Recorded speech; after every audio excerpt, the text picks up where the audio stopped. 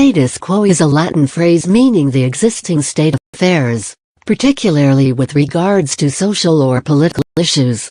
In the sociological sense, it generally applies to maintain or change existing social structure and values. It is a nominal form of the prepositional Latin phrase in statu quo, literally in the state in which itself is a shortening of the original phrase in statu quo regere ante bellum, meaning in the state in which things were before the war. To maintain the status quo is to keep the things the way they presently are. The related phrase status quo ante, literally the state in which before, means the state of affairs that existed previously. The original phrase from 14th century diplomatic Latin was in statu quo regere ante bellum, meaning in the state in which things were before the war.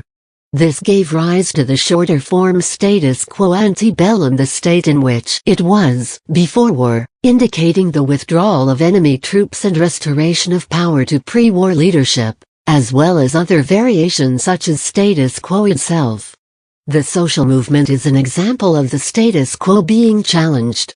The phrase frequently refers to the status of a large issue, such as the current culture or social climate of an entire society or nation. When people are seen as supporting the status quo, it is generally seen in a negative way, and they are often portrayed as being resistant to societal progress. Politicians sometimes refer to a status quo. Often there is a policy of deliberate ambiguity, referring to the status quo rather than formalizing the status. Clarke is reported to have said, "The status quo is the only solution that cannot be vetoed," meaning that the status quo cannot simply be decided against. Action must be taken if it is to change. Status quo can also refer to a situation that people find mutually undesirable, but the outcome of any changes to it may be overly risky. At the same time, they recognize that eventual change will occur, and openness to the potential that a better alternative solution may emerge over time. For example, Taiwan's political status straddles the line of a sovereign state in its own right and a non-sovereign area of China. Neither a full declaration of independence nor a forceful incorporation of the island into China is considered ideal by both parties at the current stage. Thus pro-status quo in this case generally means wait and see.